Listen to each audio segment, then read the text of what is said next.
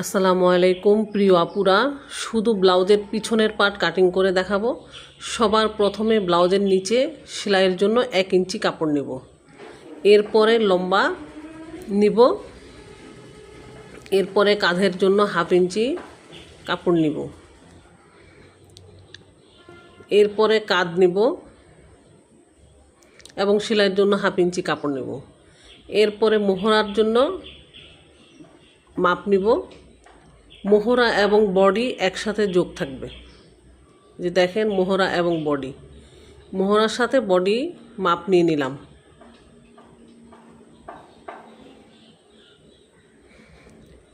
তারপর একদম নিচে গিয়ে কোমরের জন্য মাপ নিব 4 ভাগের 1 ভাগ। এরপরে টেকেন দেওয়ার জন্য 1.5 ইঞ্চি এবং সাইডে সেলাই করার জন্য 1.5 ইঞ্চি কাপড় নিলাম। এই যে দাগটার বাহিরে যে কাপড়টা থাকবে এটা ব্লাউজে সেলাইয়ের পরে ভিতরে 1.5 ইঞ্চি কাপড় থাকবে। এখন মোহরাটা শেপ করে নিলাম।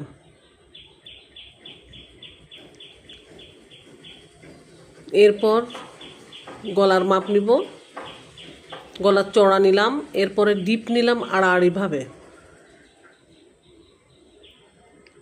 একটা ঘর তৈরি করে নিব।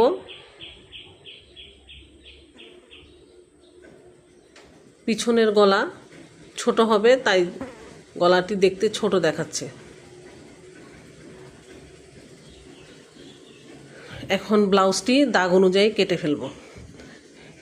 এই ফাঁকে আপু একটু কথা বলে নেই, আপনারা যদি ব্লাউজের পিছনের পার্ট কাটিং করতে পারেন সঠিকভাবে, সঠিক নিয়ম অনুযায়ী মাপ ঠিক রেখে, পরবর্তীতে সামনের ব্লাউজ কাটা একদম সহজ, পানির মতো।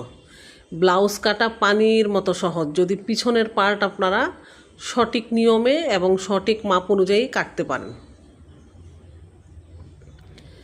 অনেকেই বলে ব্লাউজ কাটিং অনেক কঠিন, কিন্তু আমার কাছে অনেক সহজ মনে হয়, একদম পানির মতো। এরপর নিচে টেকেনের জন্য একটা মার্ক করে নিলাম। টেকেনের দাগটা দিয়ে দিলাম 6 ইঞ্চি উপর পর্যন্ত।